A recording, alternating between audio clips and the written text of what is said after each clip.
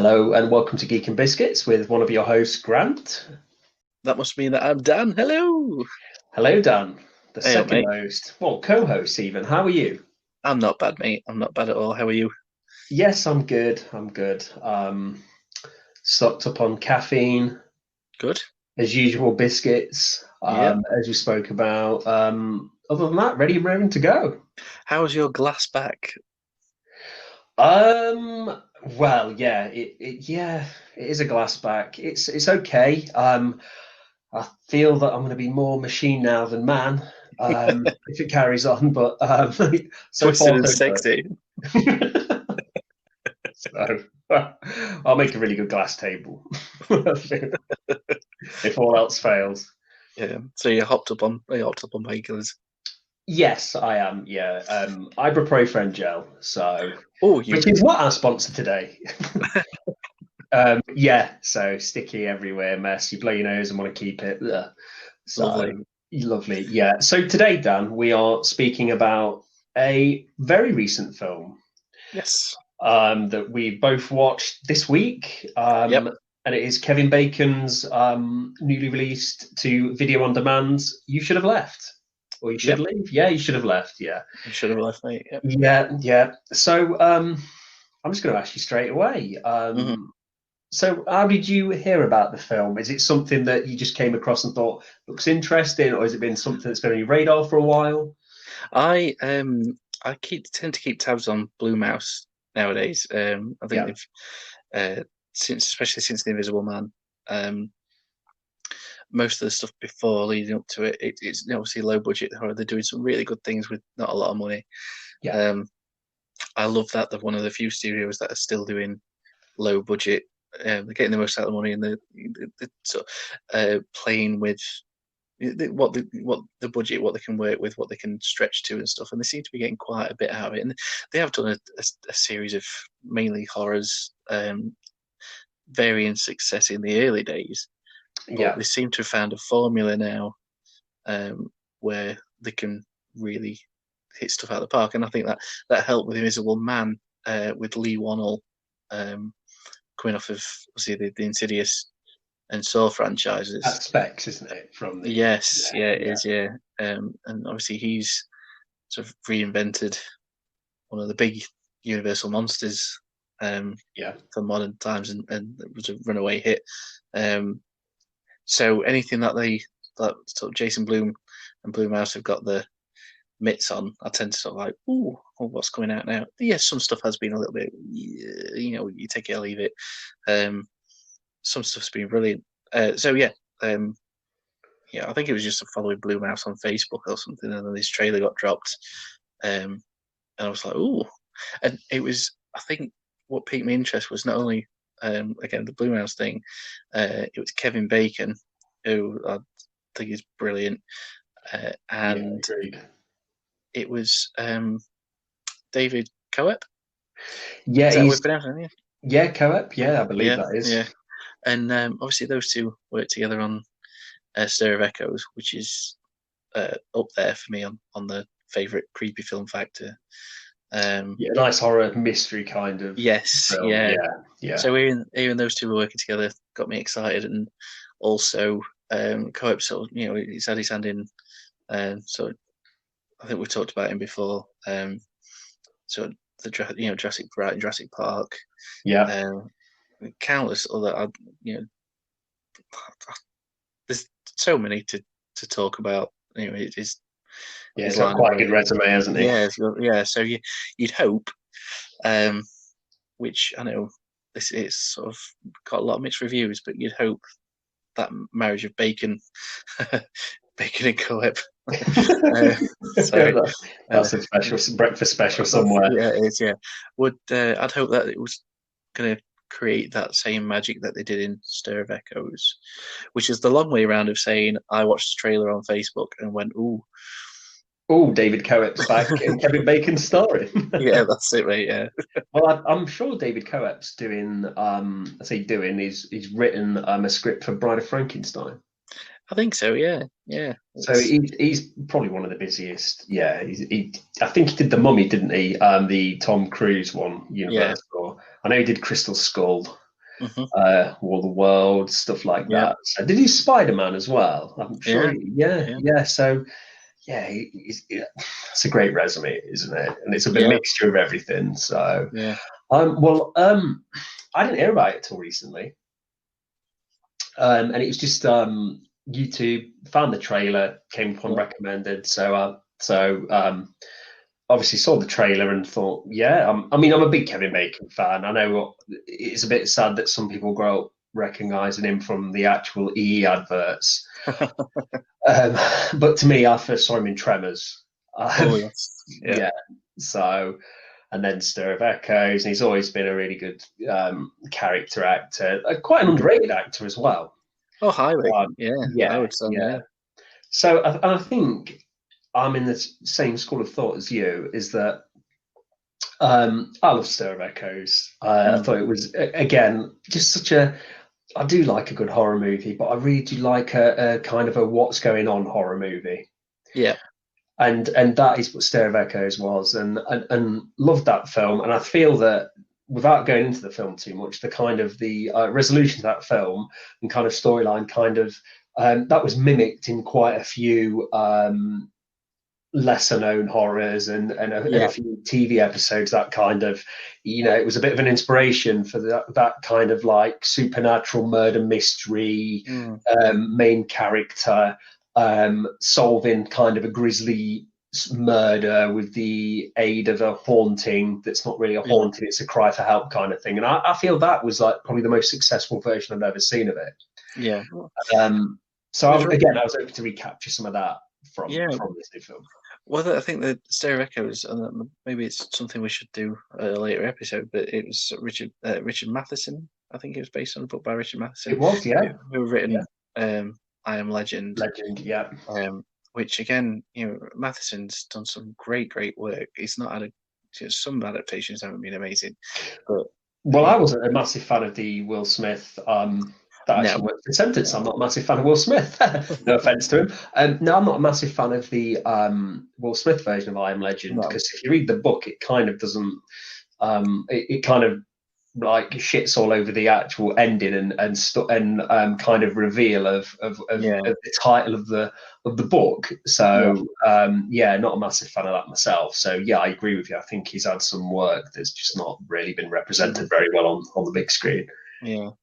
So yeah, so I'd hope sort of again with that being a successful adaptation, um, and this film uh, being an adaptation of a very recent book as well.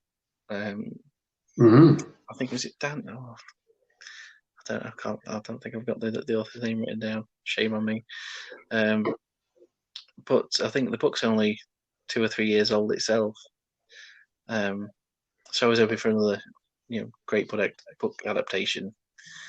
I But think it was obviously, Daniel Kellman. that's it. Yeah, yeah. Yeah, yeah, that was the guy. It is very recent, like you Mm. said. So enough then of let's say the pleasantries. What did you think? First initial impressions after that film finished. What were your thoughts? I enjoyed it. Yeah. Um, I enjoyed it. I thoroughly enjoyed Mr. Bacon's performance. I actually, then I've said this before. Said this to my lovely other half, and I said this to you earlier. That I think it's probably one of his finest performances. Um, I think the film has a few issues, but not Yeah. enough for me to dislike it. Right. I have an issue with the ending Yeah. overall, Yeah. and I think I'm not a big fan of jump scares. Not in that they shit me up, but in the fact that I think sometimes they can come across a little bit cheap. Yeah. Um, I'd rather build suspense, and I'd rather feel something wrong. I'd rather sort of sit there and be worried about people and all the stuff you Yeah. don't quite see. You don't know what you're looking at. I think that's far more scarier than the music jabbing up and saying, "Ha, we're going to scare you now." It's Well, it all comes across as the Simpsons episode of the X Files, the crossover they did years ago. Where Homer gets off the bus and he's scared of everything, and the next minute he gets like a bus go by him and the violin strings go up and he thinks he's seen something, and actually it's just an orchestra walking off playing the violins. That's what it feels like to me, that you're watching a film and you've got an orchestra that's actually scared you, not the plot or anything that's going on in the film. It's a way of obviously to lead the audience into, you should be scared because it's really loud now. And it's a lot of the time good horror doesn't need it. No, I completely agree. There's 2 points. Number one, if you went upstairs after our podcast and I jumped out of the cupboard for you, apart from thinking how the hell do you get here so quickly, you'd be scared in the moment, but you wouldn't be scared of me. Yeah. Right. Yeah. So yeah, and I don't know. Well, you probably do agree, but The Exorcist 3, yes, that's probably one of the most famous jump scares of all, and it's how it's crafted and how it takes its time to build up to it, which again, it respects its audience. So yeah. I completely agree with you with that. Yeah. Mm-hmm. About yourself? See, this is interesting because I think this is going to be the first time that me and you don't necessarily agree on the film. I thought it was a massive disappointment for me, and I totally agree. I think Kevin Bacon was brilliant. But I do have quite a number of issues with the film myself. To me, it felt like the film, before we obviously get into the story and going through it, I just felt the film it almost felt like I was watching the film as a financer or as like a producer, and I've sat and watched the first edit. Yeah. And I'm now thinking, well, let's stretch out the ending. Let's add this in. What's this for? And do you know what I mean? And then that was it. 'Cause to me, as soon as the film got going, it quickly thought, oh, I've only got a little bit of petrol left in the tank. I need to finish soon. So, but there are quite a few things that took me out of the film. Yeah. I mean, there's only 5, 6 characters at most in the film. And a couple of those had 1 or 2 scenes at most. So it is just 3 actors, which is Kevin Bacon. I can never pronounce the surname. Is it Amanda Seyfried or Seyfried or Seaweed or Seafood? Seyfried or Roy. Yeah. And then there's the young girl who was actually pretty good. Yes, she was. Yeah, I will say she was very good, because child actors, obviously it's really harsh sometimes, but you do get some child actors that can really detract from, especially in horror, where they're trying to sell that they're obviously scared and the victim of something, and when that doesn't quite work, you don't feel that danger from them, then it can completely undermine the film. But I didn't get this at all from her. I thought she was pretty good, to be fair. So for you guys listening, I think that the film, it's a very basic premise, isn't it? A very basic plot. Please, again, this is very fresh in our minds, so if we're wrong with anything, let us know. But and you as well, Dan, let me know if I'm wrong. But I'm sure the film is about. I will. Thank you. I'll hold you to that. So it's Kevin Bacon is a rich retired banker. Yes.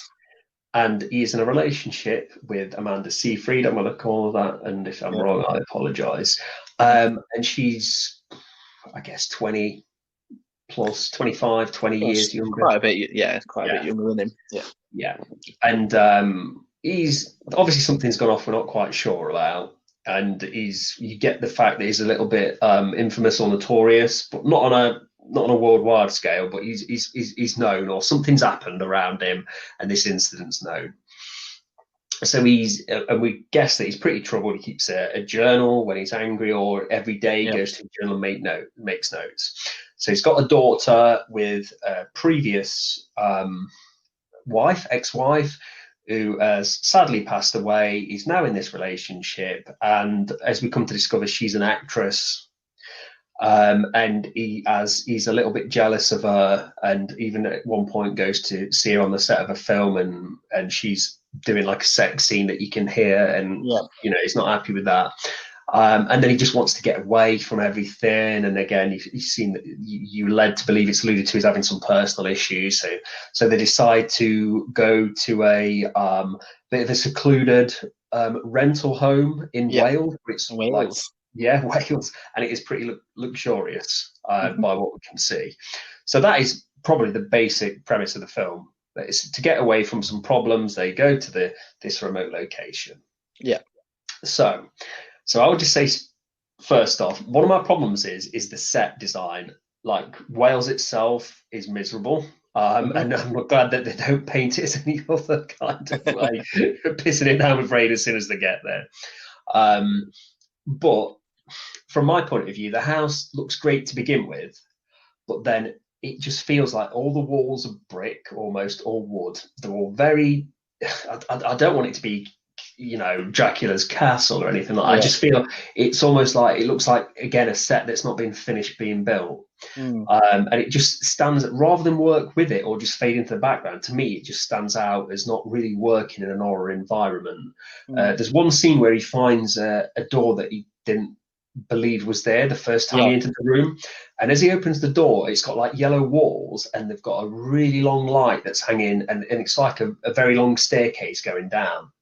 Now, when I first saw that, I thought, oh, this is interesting. And my mind was starting to go, oh, right, okay, so we've got this staircase, we've got this room, we've got other parts of the house that look totally different. This is going to be, maybe this house is going to, start to have a bit of character itself. And, I was talking about sometimes the set or the score being almost characters themselves. I was thinking maybe this is going to come into play. But then for me, that quickly reverted back to just the same kind of house. Again, after that scene, same kind of. So I don't know how you feel about that. I felt that was the first thing that kind of. Yeah, I think I was interested because I know that the exterior of the house is a real house. It is, yeah. I'm not sure how much of the inside, if any, was actually part of that house, or whether it was all done interior sets. I think it's an interesting design. I think probably what they've tried to go with, if it is all set design, I think they've probably scouted for a very unusual, out of place looking house in a rural area, which it is. It's a very unique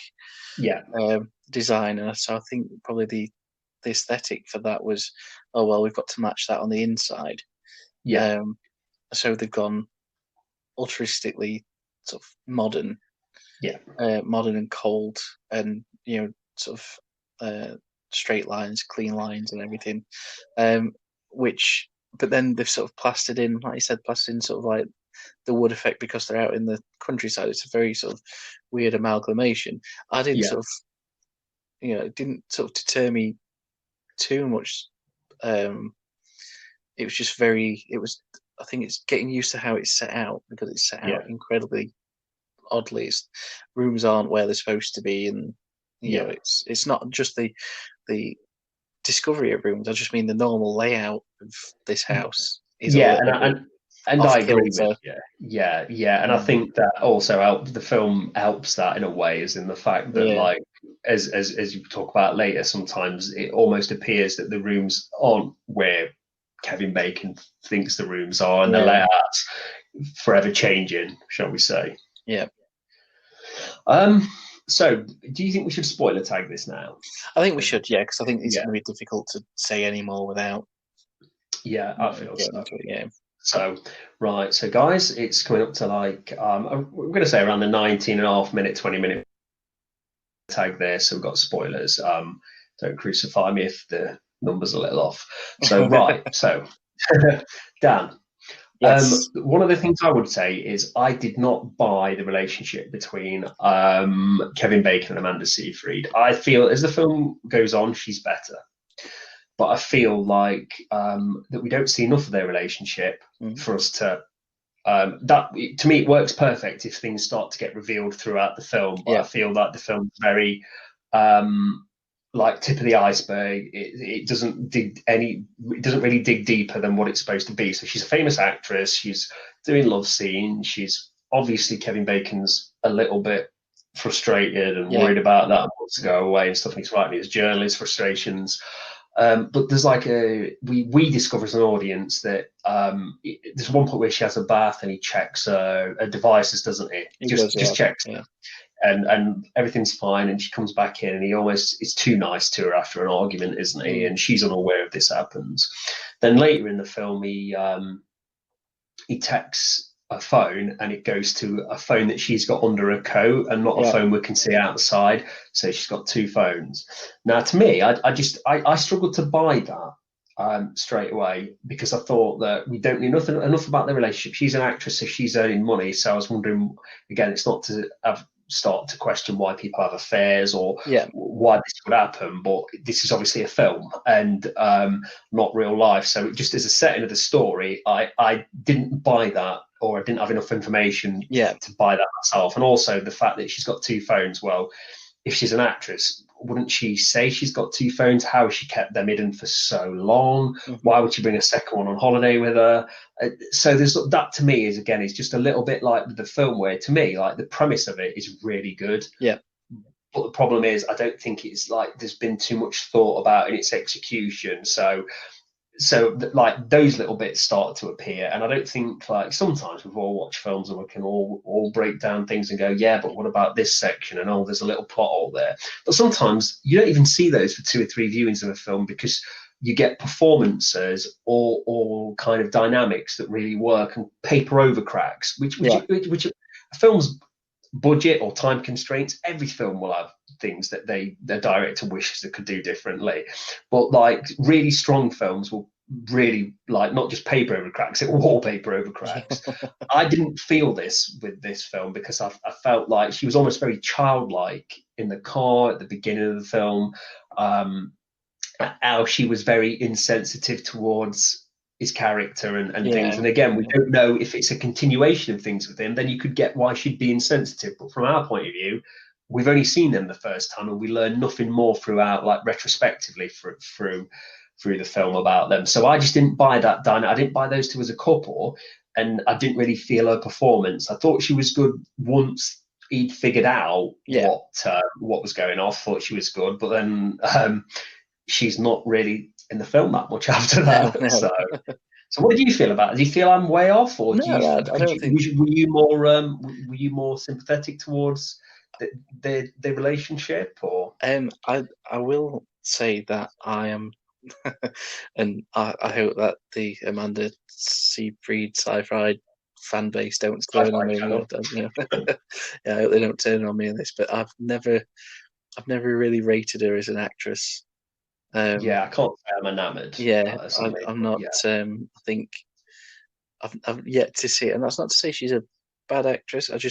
It's that I've yet to see her in a role where I've thought, yeah, that was really good. And so you're the Mamma Mia fanboys. Gonna be knocking on my door in a bit. But I just in musical, I hope. It's a musical riot. I'd pay to see that. But I don't know. I think my issue was that you only get the information you get to begin with is like they're in a relationship. Like you said, she's an actress. He's jealous when he can't get on the set, and he's obviously watching the sex scene to the point that it's almost like they immediately after, because she realizes how he feels. They have sex in the car, almost of a way of just making him feel verified. And they sort of like trundle along. They're a bit playful, but then they're not. And she keeps referring to him as an old man, and like you said, in a very childlike way in some respects.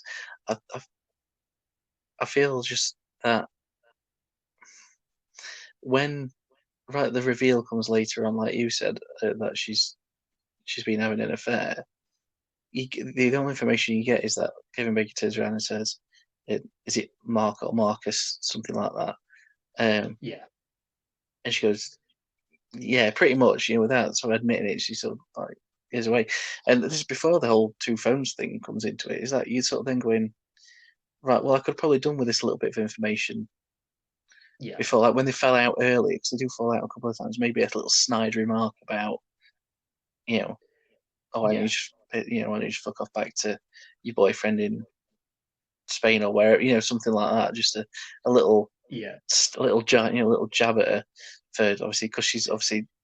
So we could see where this jealousy is potentially stemming from. That's it, yeah, because he's obviously wary about something. He's very insecure about his relationship with her because she's so young, mate. You assume it's because she's so young and she's an actress and she has to do these things for film. But obviously later on with the information is, well, he's jealous because it appears that she's either been close to someone else before, or she's already Yeah. slept with this person before.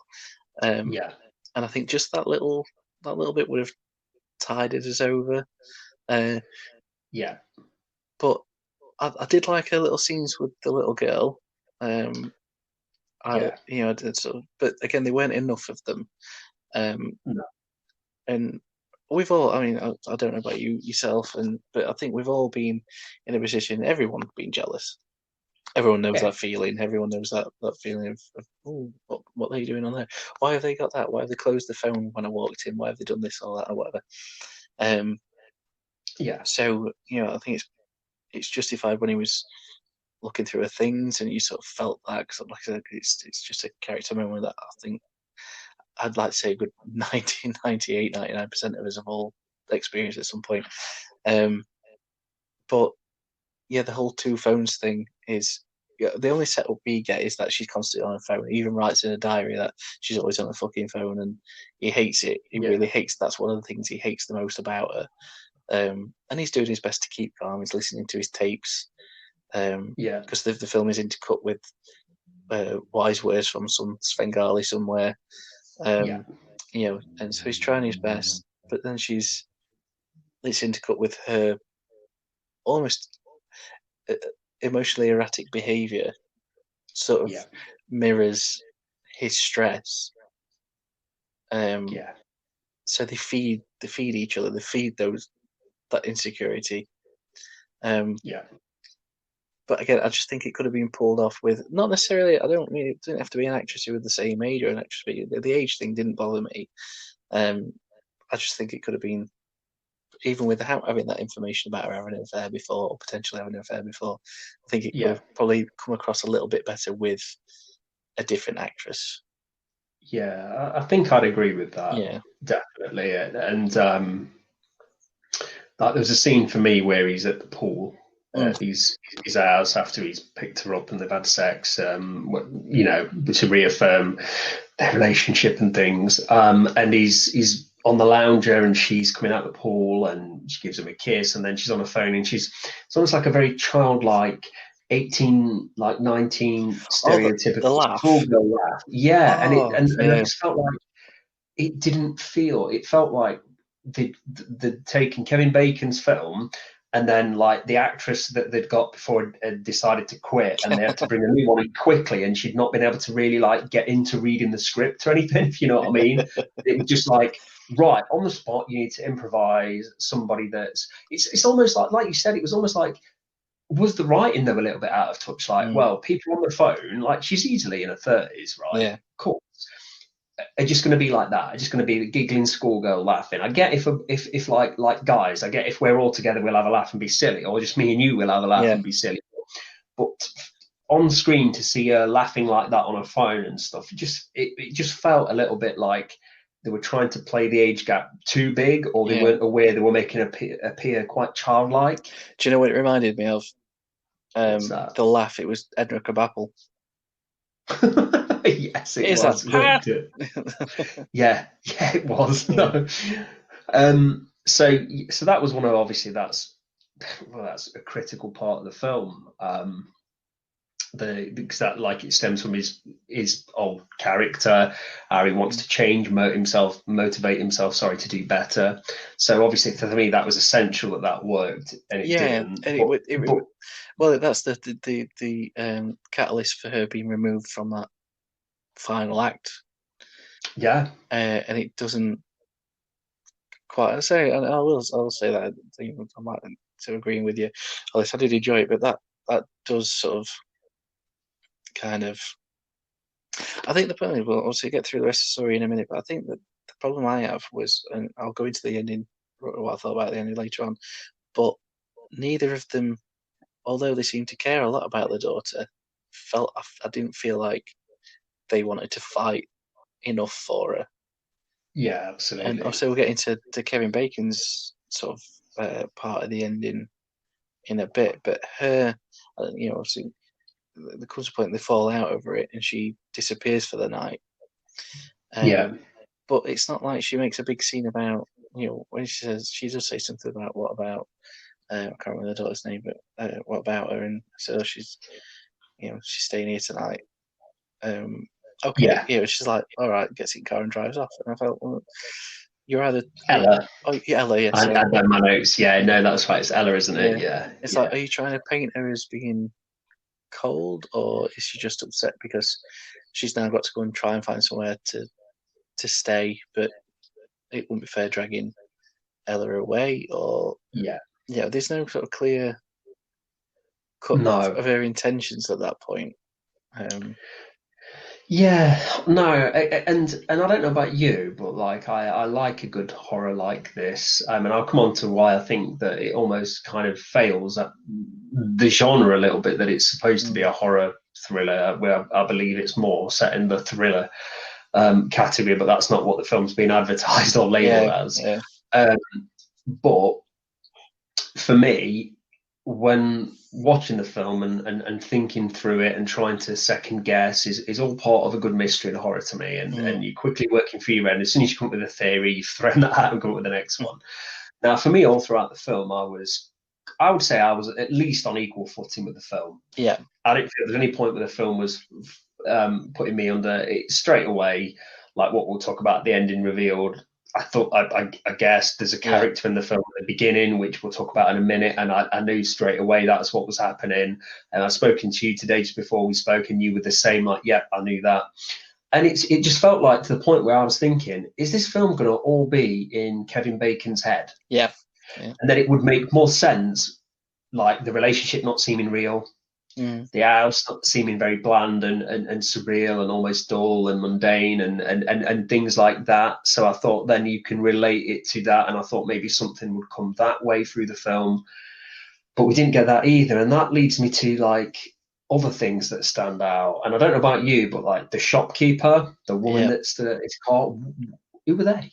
yeah. What were they? And if they knew about the house, It why did they not warn people about it? And it felt almost like certain things have been left on cutting room floor, and I think especially the yeah, woman outside the shop leaning against his car didn't seem to serve any purpose other than to ask him no, if he was staying at the house. And yeah, it, the shopkeeper, you got your, your little that little scene, which I don't know if they were trying to play for laughs, where Mr. Bacon's um, going shopping and the bloke's taking absolutely ages.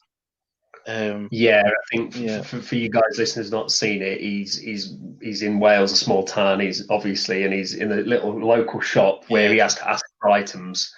And when he's reading off his shopping list, after every item, the shopkeeper will go into a different room behind the counter, come in, for instance, get the butter, walk all the way back, plonk it on the desk mm, in front of him, and then go and get the next item one by one. So at first you think, huh, quirky, but then when it's continued to play like that yeah. again, it's a little bit of a misfire again as well. Yeah, it's what did they call the owner of the house?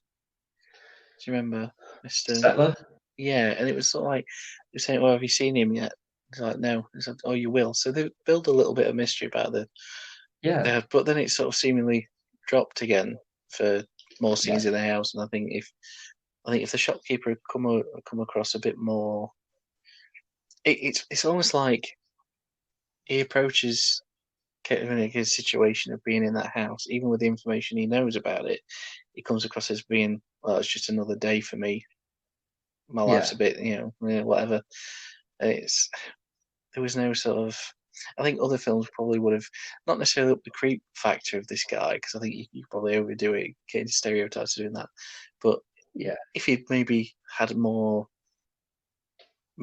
sort of enjoyment out of that there's someone else at this house, maybe it yeah, sort of took a little bit more, if that's their thing. It's a bit like the American Werewolf in London, where everyone in the slaughtered lamb know what's happening. They're all fully aware of it. They're all trying to get on with their lives, but yeah, they're all very paranoid about it. They don't, even though they chase Jack and David away, um, they still, it's the way they talk about it. They firmly believe in it and they're scared of it. Whereas this, maybe the shopkeeper should have been more. and they still react, don't they? Like you said, they Yeah, warn them off, and they still come and come to his aid at the end, doesn't he? yeah, Not at the end. But after I forgot his name. It's Jack, isn't it? Yeah. Who's killed by the wolf, and then David's the one. I'm sure it is Yeah, who's yeah. attacked. They come with the guns and stuff, so they do act like regular people. And like you said, maybe this shopkeeper is happy or that this is happening, but you don't get the sense that he's a real person. Yeah, Almost, it's yeah, it's almost just comic, laughable that he's like almost very two-dimensional. Of I'm going to reveal as little as I can because I want to be inconspicuous. Sorry, I want to be conspicuous, and do you know what I mean? And I want the audience to feel like I'm just a film character and that's not it. real Yeah. at all. So when I was a young boy, my daddy said, "What do you want to be when you grow up?" And I said, "Inconspicuous, father." Yeah. Oh dear. So yeah, so I think we can agree with that, and like that was where, like, when the lady was at the car, I did start to think, are you pissed off? Do these guys know him specifically because of the Yeah. case? But again, it all led to more like, oh, let's set this house up, and then that's where I thought the house is going to really, something's going to really amp up with it, the design, or is it really going to get quite crazy and intense, almost like a bit of an Evil Dead 2 style, where the walls and stuff come alive and things? But it really didn't, No. which was a little bit to my disappointment. But I think what we should state is, because we are in spoiler territory, that Kevin Bacon was accused of killing his ex-wife. Yes.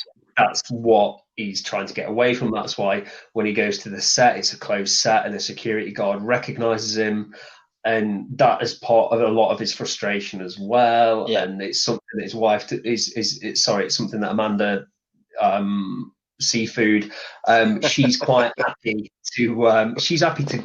She mentions, doesn't she, that she doesn't even question him. Yeah. She believes it. He's been acquitted. I think that's right. Yeah. Innocent man and all that. So, but obviously, with which she explains to she explains to Ella that sometimes when people are accused, everybody thinks you're accused, and there's got to be a reason, and that reason is always true. Which you get, that is actually quite a line, and I did like that scene actually. Yeah. Trying to explain to a child, like, and I just felt the child sometimes asked too many. Like, the child was almost like wise beyond their years as well, a little bit.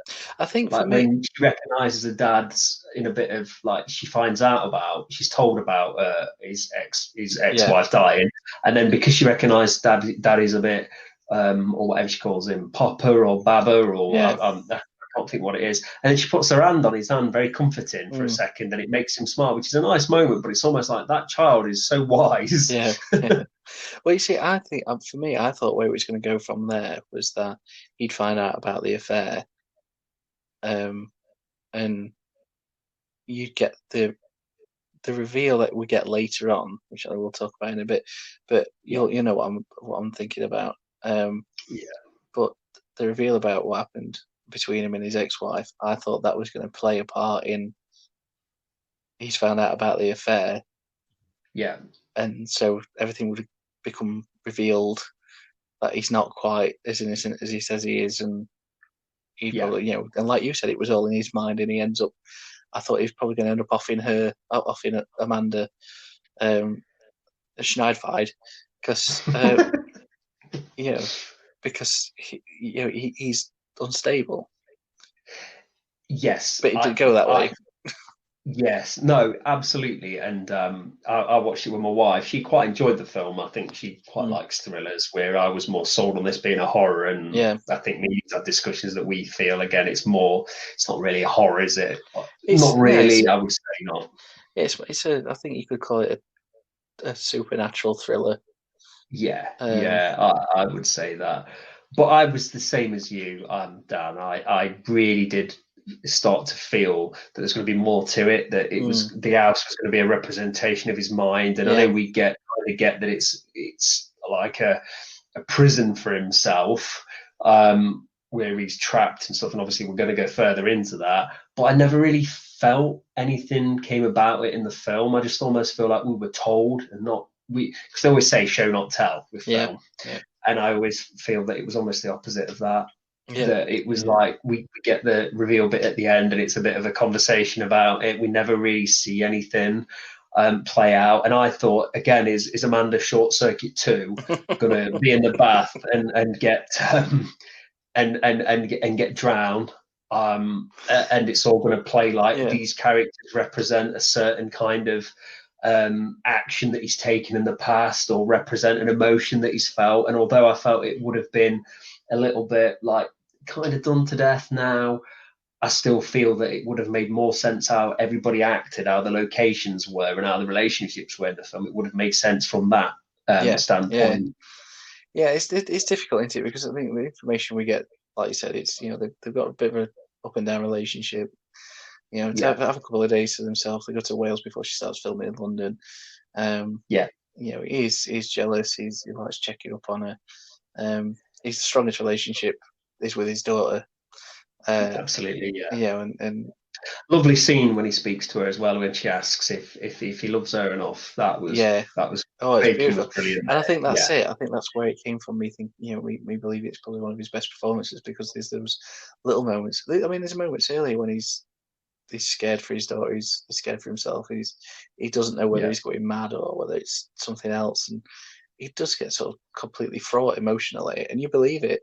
You do really believe that he's going through this ride. It's just that the ride itself, like you said, isn't quite what it says on the tin. It's not.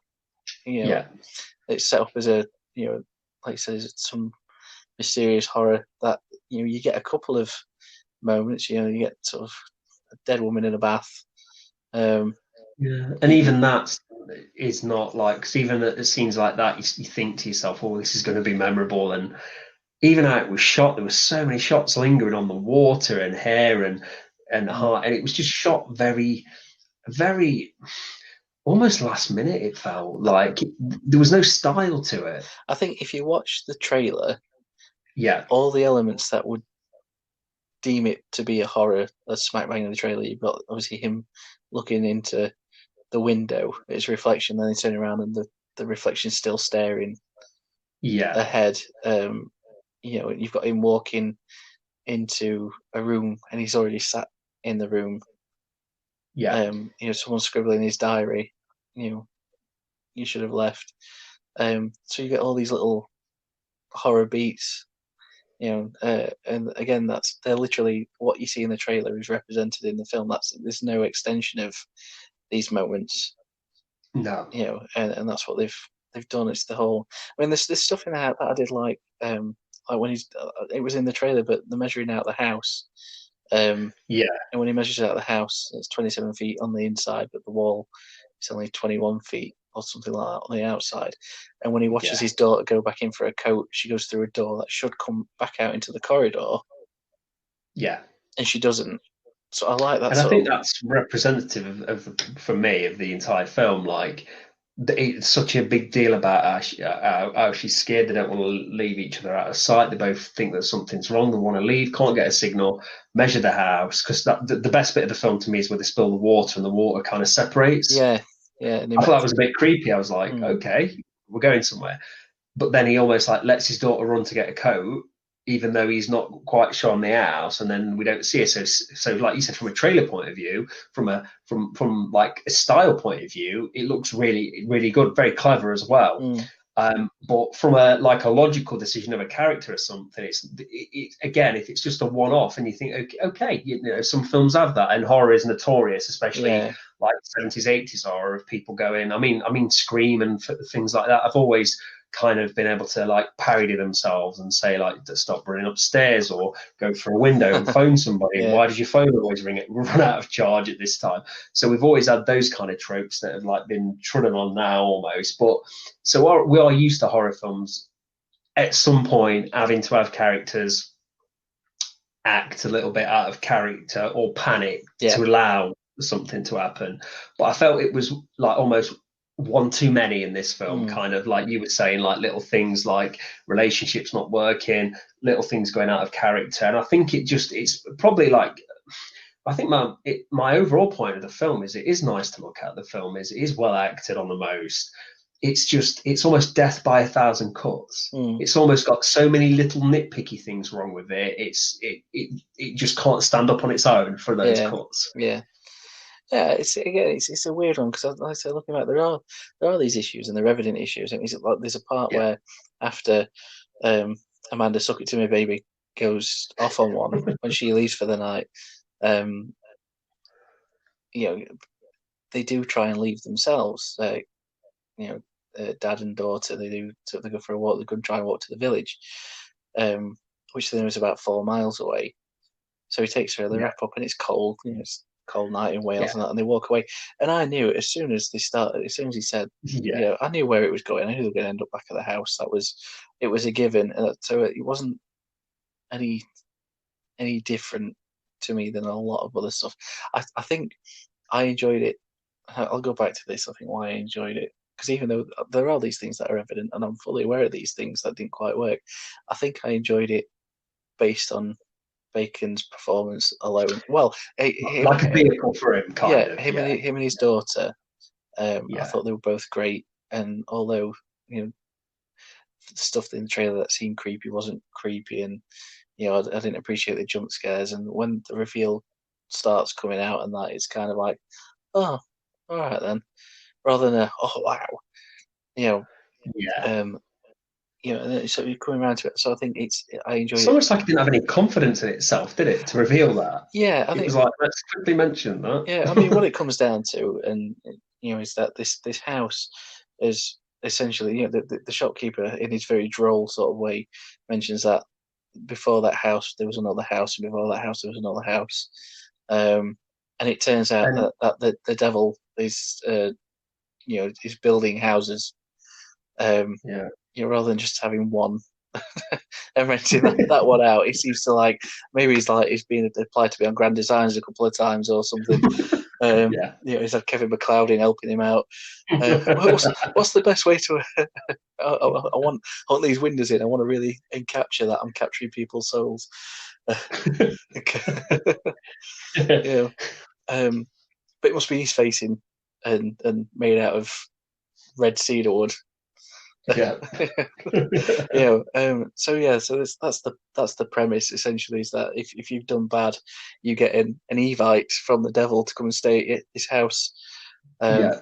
and you won't get away. And I think, yeah, fair enough. We don't get that information, so the weird stuff that's happening, we don't get it until a bit later on. But the weird stuff that's happening in the house, almost when you find that out, it almost doesn't gel because No. you go from him dreaming about finding other doors and dreaming about cutting. There's that brilliant bit where I did enjoy that bit where he's dreaming and he tries to cut himself with a bottle because to wake Yeah. himself up, and he doesn't wake up, and you think, oh shit, so it's not a dream, but then he does wake up, and Yeah. that's what really, and like the way they shoot certain things, and you mentioned it before we started recording about the staircase. They sort of Yeah. pull focus away from pull away from the staircase, they stretch the staircase out, and in one shot, and then they don't in another, and the bit where he goes down the staircase behind the door, behind the bookshelf, and the lights swinging, so you get those shadows Yeah. moving, and there's all these sort of little um, nice little moments that you think that would really, for me as a film fan, are tropes of someone who is losing their mind rather than it Yes. being supernatural. And I think even to the point where the dead wife is in the bath, and that sort of thing, that could easily be his psyche completely broken because the guilt of what it turns out he's actually done Yeah. is sort of impinging on his consciousness. And I think Yes. it would have been, for me, I don't know what you think. You might agree. I don't know, but that would have been a better way to take the story. Even if I'd seen that kind of film 100 times, it probably would have been a better way to round out the story that he couldn't get away from his past. Yeah. All the stress of people chasing him down, the stress of his relationship with, Amanda Senecott, um, and you know, and, If you ever listen to this, we do yeah, apologise because we do not know how to pronounce your surname. and but that it probably would have been represented better if he was just completely losing his shit. Um, Yeah. and so you'd want his daughter to get away if that was the case. Um, Yeah. but I don't know. I think just to do it the way. Even the end when should we mention the end? Yeah, I think it's Yeah, he does. He kind of figures out, don't he, what's going off. And there's the we're going through like the house is like 1 minute the staircase is there, next minute it's not, next minute it's almost like it's replaying their time in the house. Yeah, it's in going the over and over house. again. Yeah, he's the one who writes in the diary. Yeah. When it for himself to discover, even though he's already experienced that and it's there. So again, it's like, is it a time paradox thing? And obviously, there's time where we see at the beginning where, when he first gets to the house, he goes looking for a room and a door, and he comes back and is Amanda Swastika's she's fast asleep, and it's been 3 or 4 hours, and he's like, I've only been half an hour looking for a room and a door and stuff like that. So. You start to then wonder that, and he suddenly figures out he can't leave, he won't be allowed to leave, so he goes outside, she's back, she takes Ella, the daughter, and he says he can't come back, and he admits that he killed his wife, or it's even not that he's killed his wife, he let her die. He let her die, he could have saved her, but he went in where she obviously takes some medication and some alcohol, and she fell asleep or in comatose or whatever, whether it was a suicide, an actual proper suicide attempt, and she goes underwater in the bath, and he's stood at the door all suited and booted, and he's obviously shows a little bit of regret in his face, but he actually, a bit like spoilers, but a bit like Breaking Bad, where it's the witness of a murder that he could have actually prevented, a witness of a death he could have prevented. Yeah, that's it. But he says that she was I think she was horrible to him, which isn't obviously a justification of watching your spouse die. No. But it's so there is guilt over it that he could have done something about it, but he's innocent in that it wasn't his hand that did it. It's not like he held her underwater or anything. So for him, and this is where it came back to what I said earlier about them just giving up on Ella, is that there was no fight in,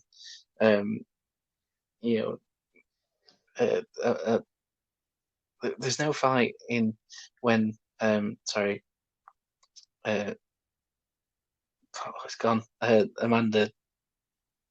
Oh yeah. When she leaves the door, there's next to no. She does cry in the car a bit later on, but there's nothing. There's nothing outwardly like. She sort of goes, "Oh, all right, then I'll better go and find somewhere to stay in town." And then equally at the end, you've gone through the strongest, like I said before, the strongest relationship in this film is between Kevin Bacon and his daughter, and he just sort of he accepts what's happening to him, realizes that if the daughter does stay with him, then she's succumbed to the same fate as what he is. She'll be stuck with him, so he lets her go. But rather than being this sort of big emotional farewell, he just sort of waves at her and then walks back in the house. And I just feel like it's such a missed opportunity to say that if he's gone all the way through saying, he'd do anything for her, he's got to protect her, and there's that lovely bit where they fall asleep. Well, he tucks her into the into his bed at night, and he sleeps next to her, and he just tells her that he's going to look after, he's going to protect her and everything. So then turn around and just go, well, you know what? Devil's giving me somewhere to live forever. Because you could argue I've been a bit naughty. Yeah, it's not as strong as yeah. That's it.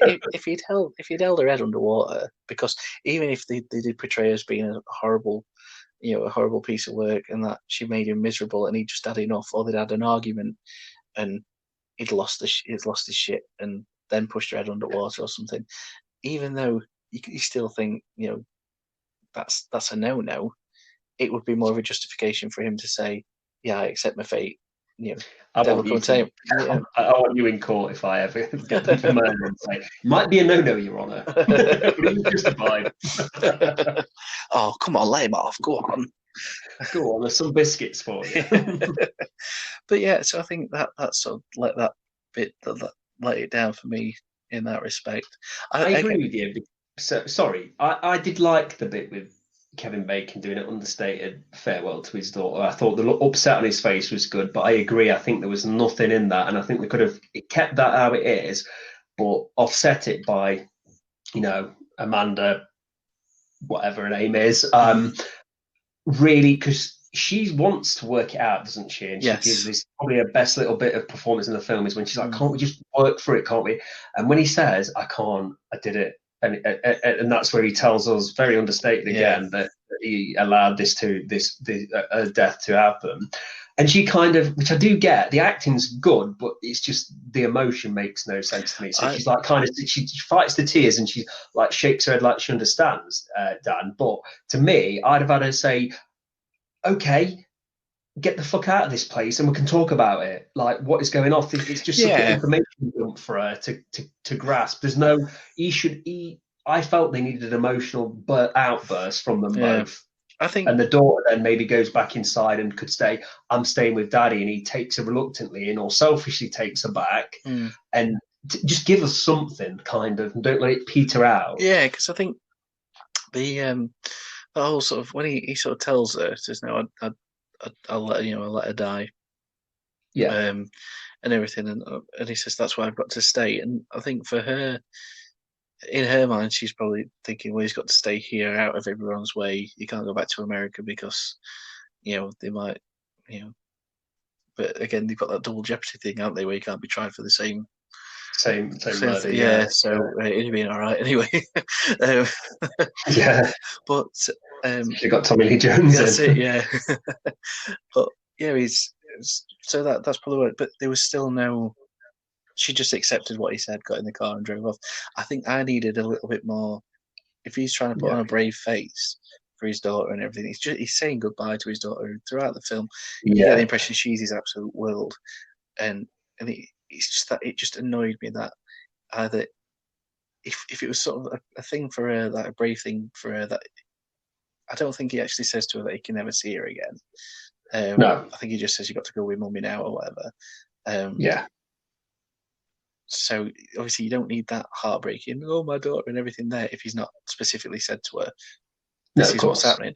But I think just him going in the house and maybe, I don't know, crumpling in the floor and doing a bit of a man cry, or just just seeing him What completely. about Darth Vader? Yeah, No, would have been too much, but it would yeah, have given us some emotion at yeah, least. just that little something just to sort of say, look, he's accepted his fate, but his entire universe is completely collapsed from under him, and but It does feel a little bit like, instead of saying goodbye. I mean, I did like it because I could feel the emotion inside of him, mm, but then I felt that needed to lead to a further conflict with Amanda. Somebody stop me.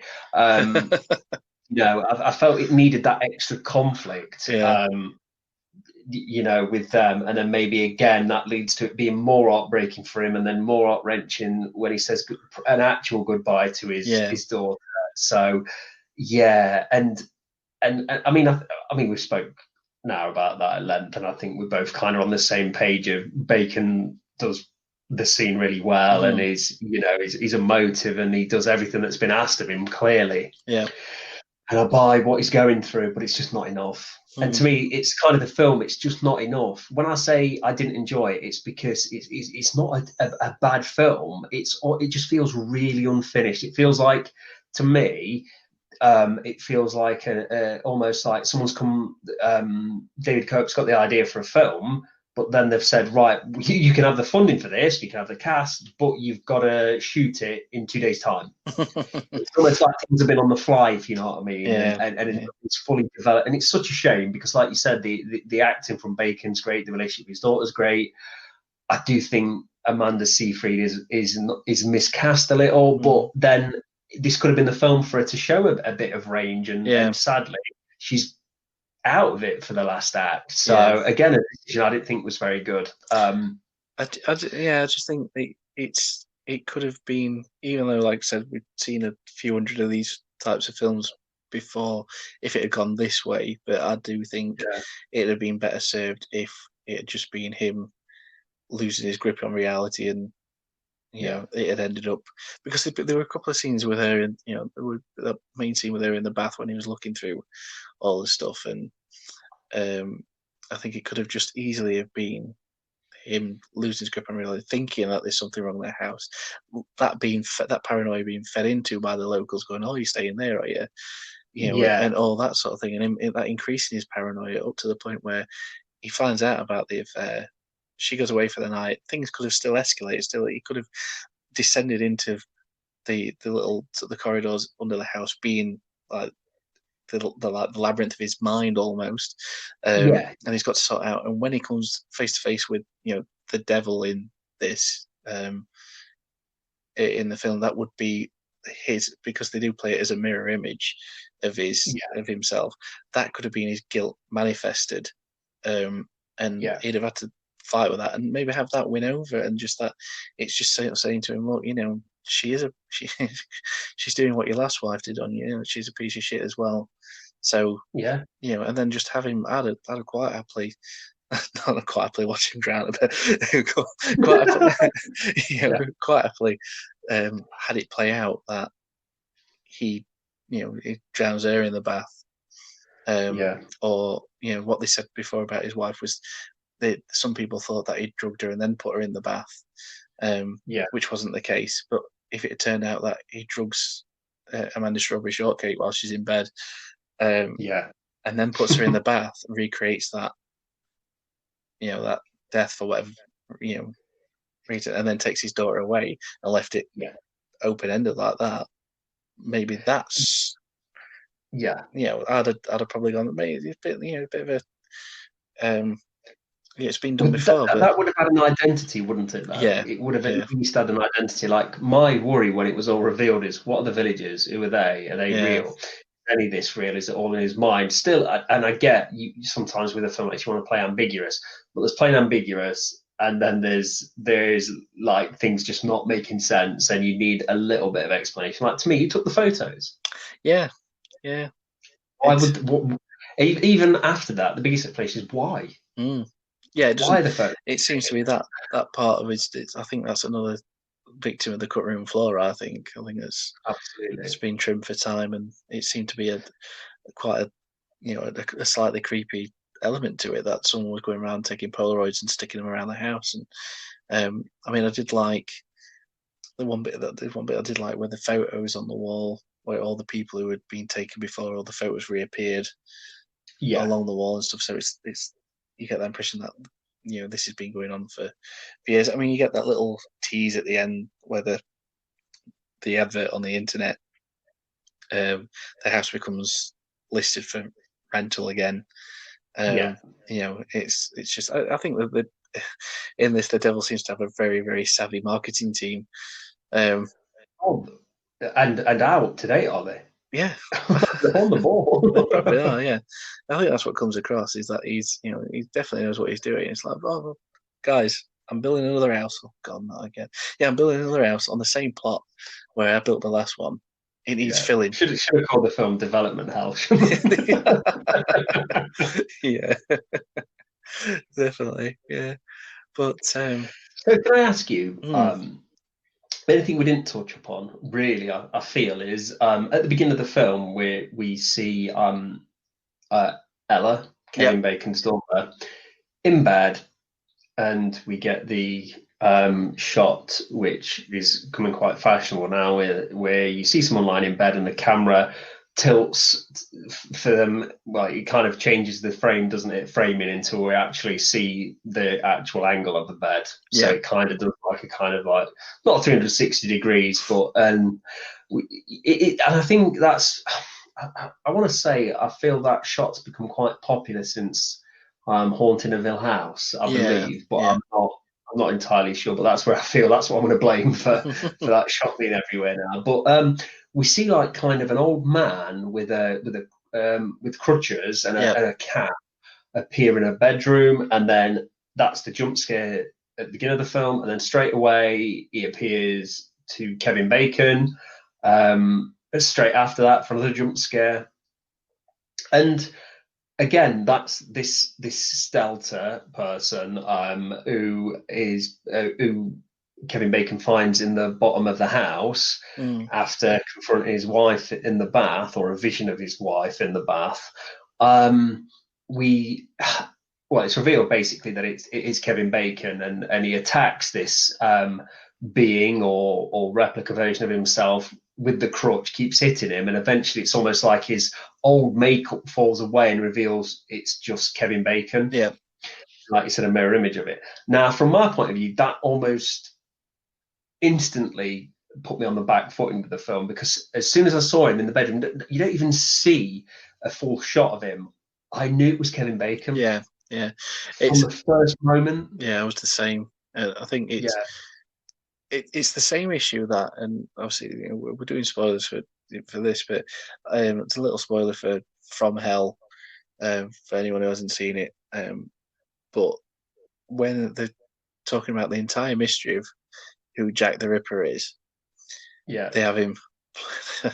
They give you a different, looking at a couple of different people. But whenever Jack the Ripper is speaking, it's very, very obvious it's Ian Holm. yeah, And then later on, it's revealed to be Ian Holm. It's just as soon as it's one of those choices that they've made where they've got, instead of going for a nondescript voice and having Ian Holm, because so they go through the sort of possessed route, don't they, in From Hell, yes, and rather than being able to use a different voice, um, just having just a generic voice would have been so much, so much better. Or yeah, somehow having it modulated, or asking Ian to do, a different accent, or not speak so eloquently. Um, yeah. I'd have been happy for Samuel L. Jackson to have voiced him until we find out it was him. they should have had the guy who played Dokes in Dexter. So any time he came across like one at prostitutes, and surprise, motherfucker. Yeah, but Does it take straight away though? You start to then almost like you're a step ahead of the film, aren't you? yeah. Well, that's Because you feel it's got to be in his head. It's got to be something to do with him. yes. Do you know what I mean? Yeah. Yeah, rather than, let's say, if they just had someone who, I think it'd be better suited if they had someone um, who was similarly featured Yes. to Bacon. So when he did the attack at the end, they could almost morph into Bacon. If they, I don't know, Yeah. let's say, oh Christ, what's his name? He played he's been in so many things, but the one that sticks out is the bank manager in Dark Knight, right at the start. When it's Yeah, the I think you shotgun. mean he's I do forget his name. I really liked him in Drive Angry. Yeah, yeah, he's He's a bad guy, weren't he? In that Amber Heard and Nick Cage. yeah, he's Um, yeah, somebody like him, I think, is yeah. To me, I actually feel that it would have been creepier if it had been just like, William um, Fichtner. yeah, that's it. That's it. I'd have, yeah, I'd have been happy for something like, or even to have it like as a shadow, like shoot it as Kevin Bacon, and try and like get him to do the voices, but like you said, modulate it and Mm, hide it a little bit and make it a little bit more creepier. yeah. I felt that might have played up to the horror aspect, and then the shadow could surely diminish over time, and it's shown that it is that the mirror image of him, and Mm, it is his manifestation of his guilt. But again, it just feels like it was like, well, we get a kind of a stalkery film because we get the elements of the photographs, we get a kind of a whodunit, what's going off mystery part, we have mm, the beginning bit, jump scares to play like a horror film. So I feel like they didn't really know where they were going with it. That's why it yeah, leads. yeah. Obviously, we know these productions take time and stuff, but it does feel like a last minute kind of decision, and we'll decide that when we get there. We'll see which genre it bleeds into when it gets there, but it really just is jack of all trades and master of none. For me, Mm, it turns out to be that way. yeah. Um, but Bacon is brilliant. I will say, Yeah. I will Yeah. totally agree with you. He is fantastic. Um, have you, Dan, got anything to add? Anything you noticed? Anything you want to mention about the film No, I before think we end? Anything? Are you happy with what we've covered? Or no, I think I'm happy. I think, like I said, my final thoughts is literally just it's flawed. I'd definitely go out and watch it, make your own minds up. Uh, but I yeah, think definitely. you should all agree, Bacon's brilliant. and that's not just Kevin Bacon. Bacon in itself is brilliant. Oh yeah, I feel from watching that, I really wish Kevin Bacon make more films, less adverts, and I need to have more bacon in my diet. Definitely, that's right. Bacon is life. I think my final thoughts are that I feel that even as weak as I think the film is, I feel that an ending of maybe like out of the blue, like you said, or even something that he actually decides to keep his daughter there forever because it's selfish. Yeah. I think something like that, obviously not on the scale of the missed ending, but something that like completely pulls the rug from underneath you, at least would have been different. And maybe the ending would have got people talking about the film and become more famous for its ending, but it didn't even have the balls to do that. Yeah, I wouldn't have minded if he'd taken it, it's as harsh as it sounds, but I wouldn't have minded if he'd taken his daughter back into the house. And like I said, not just from a selfish point of view, but him believing that he's the better parent. So whatever they've got to face, going back in that house, they'll always be together. And there's almost like a sad sort of poetry to it that it becomes a tragic ending, a happy ending for him that he's got his daughter to spend eternity with, but the tragic she has no life. She's got no life, but you don't know what they're heading towards. You don't know what's going to happen to them once they're in the house. Is he just replaying his time in that house over and over again because of those flashes? Who knows? Which is going to be a bugger when the devil rebuilds the house because he's not going to know where he is. No, exactly. Yeah, and Amanda Starsky and Hutch gets away with it again. So, but yeah, I probably out of 5 stars, I'd probably give it a 2. I don't think it's terribly made at all. I just feel it feels rushed. I think I'd be a bit more generous. I think I'd probably say 3.5. Yeah. Well, I always say unless I really feel a film's a 1 star, then I'd always say watch it. Yeah, because you get something from everything, don't you? Well, you guys have got. Yeah, you guys have got to make your own minds up anyway. We just talk bollocks because because we like it. We like it. Yeah. Yeah, exactly. So yeah, I feel that's nicely wrapped up for that. I think people go and make your own minds up about it. You know where you can follow us by now on Anchor, YouTube. We've got a Twitter page, Facebook. We'd really appreciate a like, subscribe or anything. Also, if you've got any feedback for us or anything you want us to cover or talk about, just let us know. Yep, absolutely. And you've said it all, mate. So, I'm happy. So before we sign out, would you like to maybe give, not away, but a little tease of what's coming next? Your move, creep. Right, and from ending on that note, I would like to say thank you for listening and goodbye. It was Love Story, by the way, in case you didn't get it from the clue.